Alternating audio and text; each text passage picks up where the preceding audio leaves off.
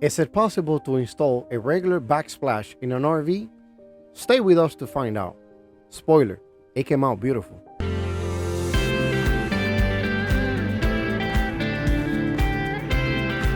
Hey, welcome back to the channel. This is Javi. And Ellie. And today we're sharing all of our tips and tricks to do a seamless backsplash on your RV.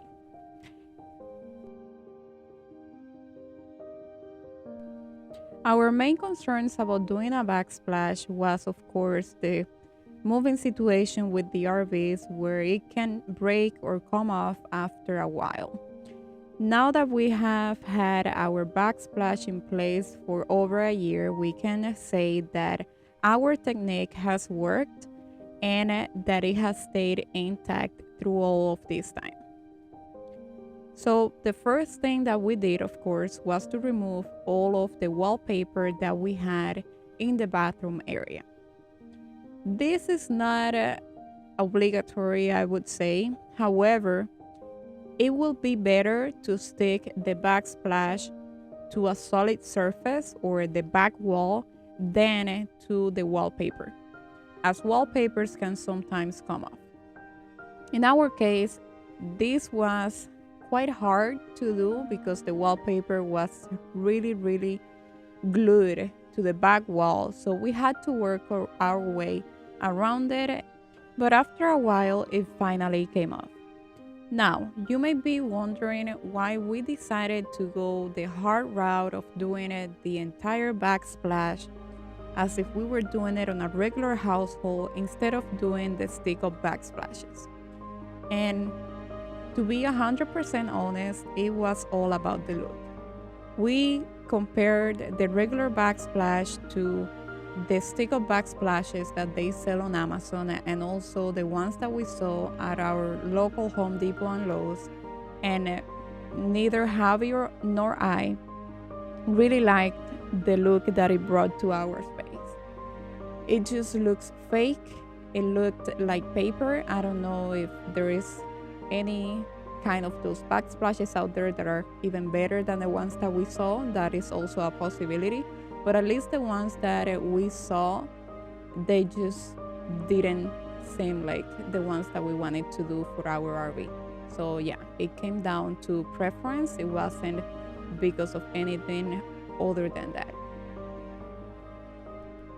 However, we're not at all against those types of backsplashes, as we know that many people use and like them, and if that's what you're into, just go ahead and do it. I know that they are also very easy to install. Anyways, once we had removed all of the wallpaper in our bathroom, of course we kept checking and looking for any kind of water damage, and again we did not see any type of water damage in our sink area for the bathroom, which is also a really good sign. After doing that, then we applied this double-sided tape that is made specifically for backsplashes, and let me tell you guys, this was amazing for this type of project because it made the application so much easier. This roll-up tape, you can find it on both Amazon and Home Depot. The one that we purchased was from Home Depot, and I am going to leave both links in the description for Home Depot and also Amazon in case that you want to check it out. But this application was extremely easy. As I said before, this is just a double-sided tape, but it is construction grade material, and it will make the process of applying the backsplash so much faster and easier. And you will have to use less wet material, as I would say. You don't have to use much more grout. The traditional way of applying backsplashes is by applying a grout on the wall, then you do the backsplash, then you reapply grout for all of the gaps and all of that, and to seal in the backsplash. But with this tape, once you put it up against the wall, then you will put your backsplash on top of it, and I promise you guys it will not come off. If you have been thinking about doing this project but you're not sure about it, we definitely recommend that you go with this tape. It is, again, amazing. It's on the more expensive end, but it is totally worth it.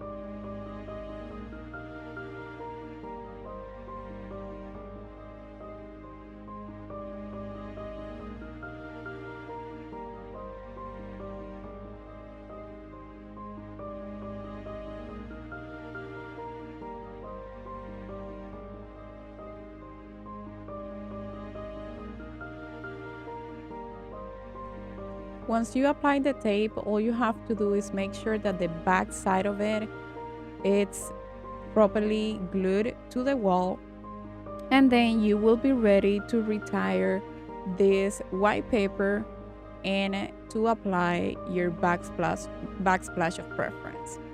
Pretty much what this does is that the backsplash, as I said before, I'm sorry for repeating it, but it's as simple as that. There's not much to say about it.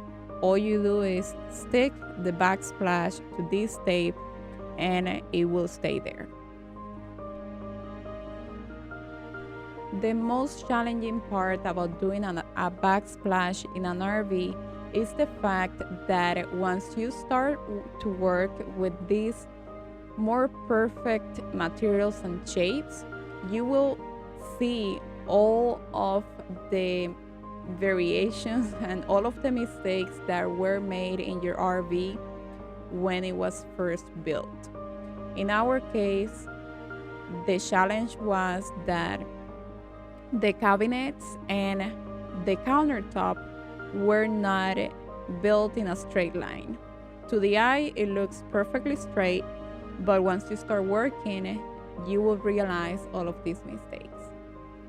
However, we were able to work around it and again make it look as perfect as possible. I cannot lie to you guys and say that it's 100% perfect because it is not, but I believe that we did a really good job. And that's what we would like for you guys to do. And in order to do that, we are just sharing our tips and the things that work for us.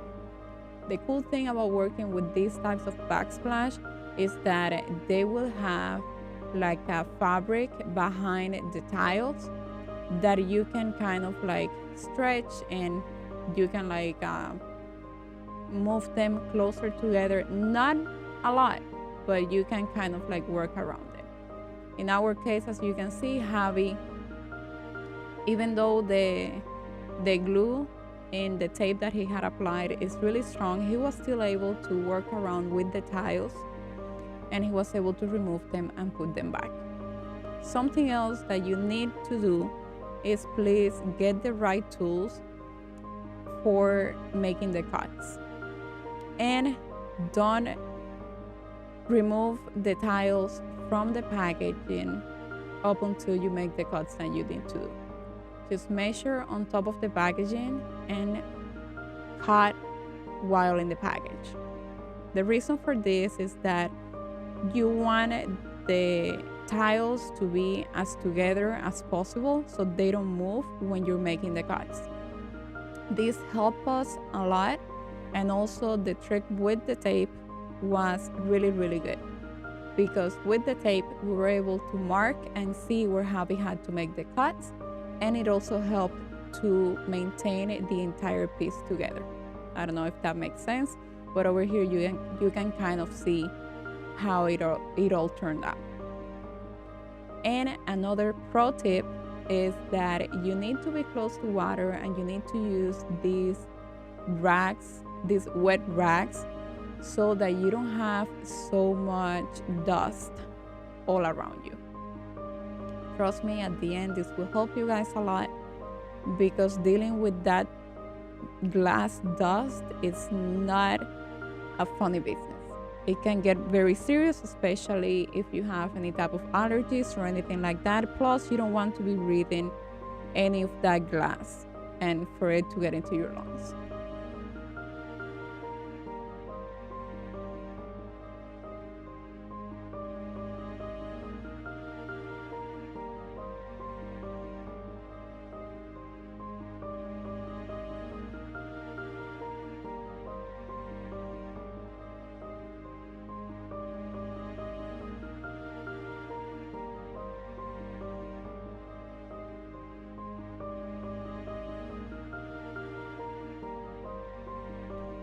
Another pro tip that we would like to share today is to please use the right tools also for the grouting. What happens with this type of surface is that, especially glass, it is very delicate, and grout is kind of like a sand texture. So if you go ahead and apply the grout on top of the tile with a regular spatula, you are going to damage that glass. It is going to look all scratched up, and you don't want that. So go to Home Depot and get yourself a small kit. They're not super expensive, and you can do a fantastic job and not ruin your beautiful backsplash. I am going to leave the kit that we used in the description, again, all together with all of the materials that we used, so that you have that as a reference. And again, if you have any questions or concerns, you can also leave us your comment and let us know what you think about our backsplash project. Again, we have had this for over a year, and we have backsplash both in our bathroom and also in our kitchen, and it still looks brand new, as if we had done it yesterday. Anyways, we want to thank you all for watching our content. This is all for today. Unfortunately, we lost the footage for the grouting process, but in order to do that, there is no real science to it. Just follow the instructions in the material box and you will be good to go. Just remember that you will need lots of water, and also to clean the tile within the time that you have to, so it doesn't stay stuck to the tile. Thank you so much for being here. You can find us on Facebook and Instagram as Javi and Ellie Travels, and we will see you on the next one. Bye bye.